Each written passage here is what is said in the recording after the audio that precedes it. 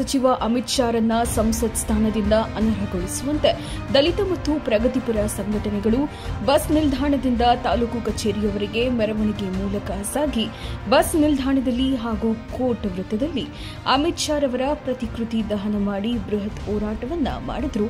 ಇದೇ ಸಂದರ್ಭದಲ್ಲಿ ನೂರಾರು ದಲಿತ ಮುಖಂಡರು, ಪ್ರಗತಿಪರ ಸಂಘಟನೆಯ ಒಕ್ಕೂಟದ ಮುಖಂಡರು ಪ್ರತಿಭಟನೆಯಲ್ಲಿ ಭಾಗಿಯಾಗಿ ತಹಸೀಲ್ದಾರ್ ಅವರಿಗೆ ಮನವಿ ಪತ್ರವನ್ನು ಸಲ್ಲಿಸಿದರು. ಇಂತಹ ಅಪರೂಪದ ವ್ಯಕ್ತಿತ್ವ, ಶಿಕ್ಷಣ ತಜ್ಞರು, ಸಾಮಾಜಿಕ ಕಳಕಳಿ ಹೊಂದಿರತಕ್ಕಂಥವರು, ಸಾಮಾಜಿಕ ನ್ಯಾಯದ ಪರಿಕಲ್ಪನೆಯ ಕನಸು ಕಂಡಂಥವರು, ಆರ್ಥಿಕ ತಜ್ಞರು ಮತ್ತು ಖ್ಯಾತ ವಕೀಲರು, ಇಷ್ಟೆಲ್ಲ ಬಿರುದುಗಳನ್ನು ಪಡೆದಂತಹ ವ್ಯಕ್ತಿ ಈ ದೇಶದಲ್ಲಿ ಯಾರಾಗಿದ್ದಾರೆ ಅಂದರೆ ಅದು ಬಾಬಾ ಸಾಹೇಬ್ ಅಂಬೇಡ್ಕರ್ ಅಂತ ಇಡೀ ಪ್ರಪಂಚಕ್ಕೆ ಗೊತ್ತಿದೆ.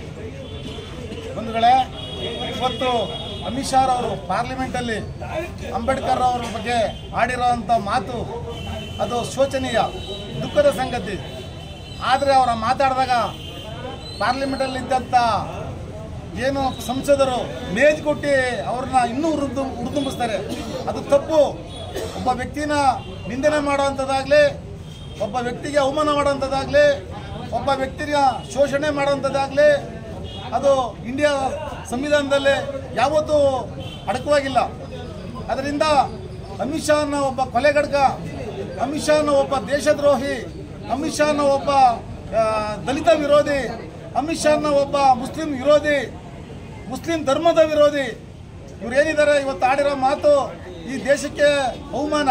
ಅಮಿತ್ ಶಾ, ನಿನ್ನ ಎಲ್ಲ ಕುತಂತ್ರ ಎಲ್ಲ ಅರ್ಥ ಆಗಿದೆ. ಅಮಿತ್ ಶಾ, ನಿನ್ನ ಕುತಂತ್ರ ಎಲ್ಲ ಅರ್ಥ ಆಗ್ತಾ ಇದೆ. ಆ ಕಾರಣಕ್ಕೋಸ್ಕರವೇ 30 ಸಾರಿ ಚುನಾವಣೆ ನಿಮ್ಗೆ ಕಮ್ಮಿ ಆಯ್ತು. ನೀವು ಅವ್ರವ್ರು ಭಿಕ್ಷೆ ಬೇಡ್ಕೊಂಡು ಇವತ್ತು ಎಲೆಕ್ಷನ್ ಅಲ್ಲಿ ನೀವು ಕಿತ್ಕೊಂಡು ಇವತ್ತು ಅಧಿಕಾರ ಮಾಡ್ತಾ ಇದ್ದೀರಾ. ನಿಮ್ಮ ಮೋದಿ, ನಿಮ್ಮ ಅಮಿತ್ ಶಾ ಏನ್ ಮಾಡಿದ್ರು ಕೂಡ ಬಾಬಾ ಸಾಹೇಬ್ ಅಂಬೇಡ್ಕರ್ ಅವರ ಅನುಯಾಯಿಗಳನ್ನ, ಬಾಬಾ ಸಾಹೇಬ್ ಅಂಬೇಡ್ಕರ್ ಅವರ ಭಕ್ತರನ್ನ, ಬಾಬಾ ಸಾಹೇಬ್ ಅಂಬೇಡ್ಕರ್ ಅವರ ವಿಚಾರಗಳನ್ನ ನೀವು ಕೊಲೆ ಮಾಡ್ಲಿಕ್ಕೆ ಸಾಧ್ಯ ಇಲ್ಲ ಅಂತ ಮಾತ್ರ ಈ ಸಂದರ್ಭದಲ್ಲಿ ಹೇಳಲಿಕ್ಕೆ ನಾವು ಈ ದೇಶದಲ್ಲಿ ಇಂದ ತಲೆ ಎತ್ತಿ ಮಾಡ್ತಾ ಇದ್ದೀವಿ. ನಿಮ್ಮ ಯಾವುದೇ ಕುತಂತ್ರಕ್ಕೆ, ನಿಮ್ಮ ಅವಿವೇಕತನಕ್ಕೆ ನಾವು ಯಾವತ್ತೂ ಬಲಿಯಾಗಿಲ್ಲ.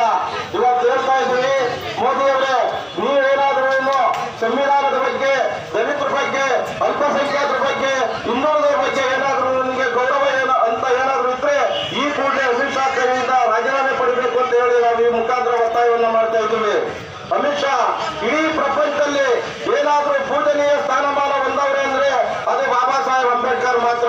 ಇಡೀ ಪ್ರಪಂಚ ಎಲ್ಲೆಡೆ ಇವತ್ತೇನಾದ್ರೂ ಮೂರ್ತಿಗಳು, ಸ್ಟ್ಯಾಚ್ಯೂಗಳಿದಾವೆ ಅಂತಂದ್ರೆ ಅದು ಅಂಬೇಡ್ಕರ್ ಸ್ಟ್ಯಾಚ್ಯೂ ಮಾತ್ರ. ಇವತ್ತು ನೀನು ಗುಜರಾತಿಂದ ಗಡಿಪಾರಾದಂತಹ ವ್ಯಕ್ತಿಯಿಂದ, ರೌಡಿ ಶೀಟರ್ ಆಗಿರ್ತಕ್ಕಂಥ ವ್ಯಕ್ತಿಯಿಂದ ನಾವೇ ಮಾತನ್ನ ಕೇಳಬೇಕಾಗಿಲ್ಲ. ನೀನು ಇವತ್ತು ಗೆದ್ದಿರೋದು ಬಾಬಾ ಸಾಹೇಬರ ಸಂವಿಧಾನದ ಆಶಯದಲ್ಲಿ ಗೆದ್ದಿದೆಯೇ ಹೊರತು ನಿಮ್ಮ ಇವತ್ತು ಹೇಳ್ತಾ ಇದ್ದೀನಿ ಇವಿಎಂ ಮುಖಾಂತರ ಇವತ್ತು ಈ ದೇಶದ ಗದ್ದಿಗೆಯನ್ನು ನೀವು ಬಿಜೆಪಿ ಹಿಡಿದಿದ್ದೀರಾ. ಇವಿಎಂ ಇಲ್ಲದೆ ಮತಪತ್ರದ ಮೂಲಕ ನೀವು ಚುನಾವಣೆ ಎದುರಿಸಿದ್ರೆ ಈ ದೇಶದಲ್ಲಿ ನೀವು ಧೂಳಿಪಟ ಆಗ್ತೀರಾ ಅನ್ನೋ ಮಾತನ್ನ ಬಿಜೆಪಿ ಅವರಿಗೆ ಮತ್ತೆ ಅಮಿತ್ ಶಾಗೆ, ಮೋದಿಗೆ ನಾನು ಎಚ್ಚರಿಕೆಯನ್ನ ಕೊಡ್ತಾ ಇದ್ದೀನಿ. ಗುಬ್ಬಿ ಪಟ್ಟಣವನ್ನ ಸ್ವಚ್ಛಗುಬ್ಬಿ, ಸುಂದರ ಗುಬ್ಬಿಯನ್ನ ಮಾಡಲು ತಮ್ಮೆಲ್ಲರ ಸಹಕಾರ ಮುಖ್ಯವಾಗಿದೆ. ನಿಮ್ಮ ಮನೆಯಲ್ಲಿ ಉತ್ಪತ್ತಿಯಾಗುವ ತ್ಯಾಜ್ಯವನ್ನ ಮೂಲದಲ್ಲಿಯೇ ಹಸಿ ಕಸ, ಒಣ ಕಸವನ್ನಾಗಿ ವಿಂಗಡಿಸಿ ನಮ್ಮ ಸಿಬ್ಬಂದಿಗೆ ಸಹಕಾರ ಮಾಡಿ. ಹಸಿ ಕಸವನ್ನ ಮನೆಯಲ್ಲಿ ತಾವು ಸಾವಯವ ಗೊಬ್ಬರವನ್ನಾಗಿ ಮಾಡಿ, ನಿಮ್ಮ ಮನೆಯಲ್ಲಿ ಉತ್ಪತ್ತಿಯಾಗುವ ಒಣ ಕಸವನ್ನ ನಮ್ಮ ವಾಹನಕ್ಕೆ ನೀಡಿ ಹಾಗೂ ಎಲ್ಲೆಂದರಲ್ಲಿ ಕಸವನ್ನ ಬಿಸಾಡದೆ ಗುಬ್ಬಿ ಪಟ್ಟಣವನ್ನ ಸ್ವಚ್ಛ ಹಾಗೂ ಸುಂದರ ಗುಬ್ಬಿಯನ್ನಾಗಿ ಮಾಡಲು ಸಹಕಾರ ನೀಡಬೇಕೆಂದು ಗುಬ್ಬಿ ಪಟ್ಟಣ ಪಂಚಾಯಿತಿಯಿಂದ ಕೋರಲಾಗಿದೆ.